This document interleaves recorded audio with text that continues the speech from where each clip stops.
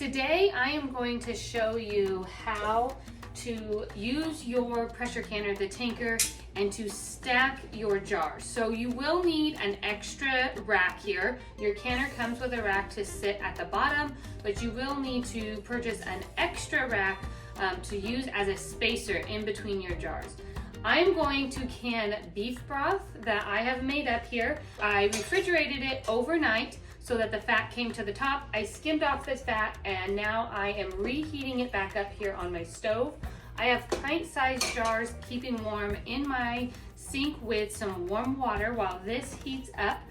They are nice and washed with warm soapy water, and I have filled my canner here with 2 inches of water. If you're using pint-sized jars, well, really any size jars, and you're doing a canning project that is 20 minutes or less or 25 minutes or less, 2 inches of water is perfect. If you are doing a project where they need to be in the canner for longer, you're going to want to put 3 inches of water in the canner so that you can account for any kind of evaporation. You do not want your canner to run out of water. Next, we are going to take our pint-sized jars and fill them with our beef broth.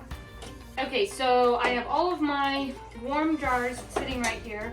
My broth is just about warm, and a wide mouth funnel works really well for this. You're gonna fill all of your jars to a 1-inch headspace.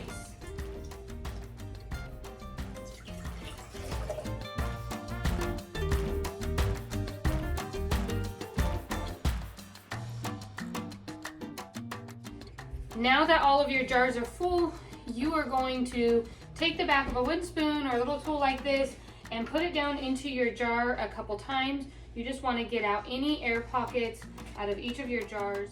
You're able to get a good seal. Once you have gone through each jar and gotten anything out, adjust your headspace. If it's any lower and the headspace isn't right, make sure that you adjust. And then you're going to take a clean dish towel. I have it a little bit wet here with water, and you're going to wipe each of your rims.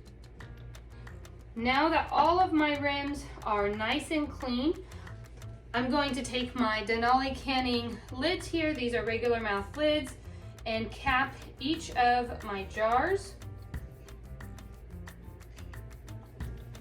And then I'm going to put the rings on all of the jars to fingertip tight. And that just means you're going to stop once you get resistance when you are twisting these.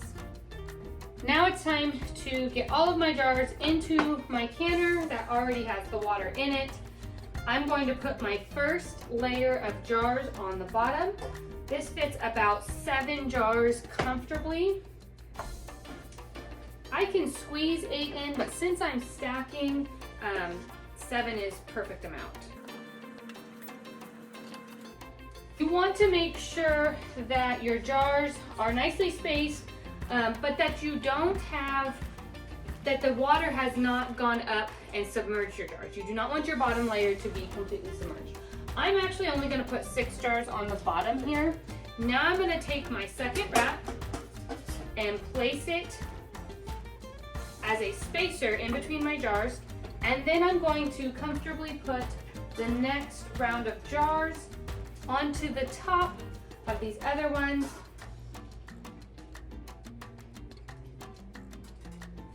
So that they are evenly spaced. Now I don't have a full bottom set and a full top set of jars because there just wasn't enough broth to do that, but this will comfortably be able to fit all of my jars that I do have.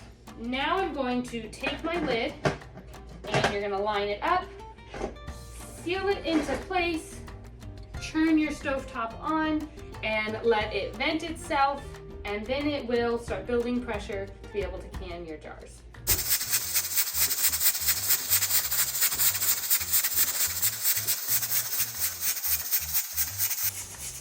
Okay, so it has reached pressure.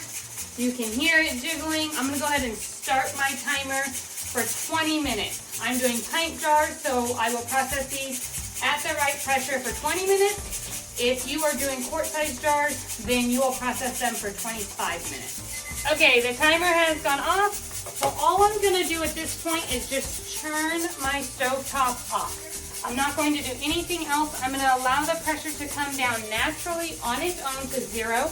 Once it hits 0, I am going to wait a minimum of 20 minutes. If you wait longer, that's even better, before I remove my lid and take my jars out. Okay, it's been well over the 20 minutes since it's been down to 0. I hear no sizzling or anything like that. I'm going to go ahead and take my cap off.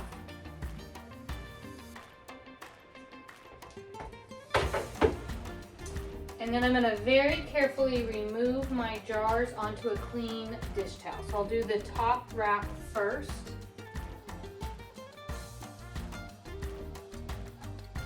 And then your bottom, the rack that's in between your jars, is going to be very hot. So you want to be very careful with that. I just use these tongs right here just to be able to pull it out without burning myself. And now I can get the bottom half out.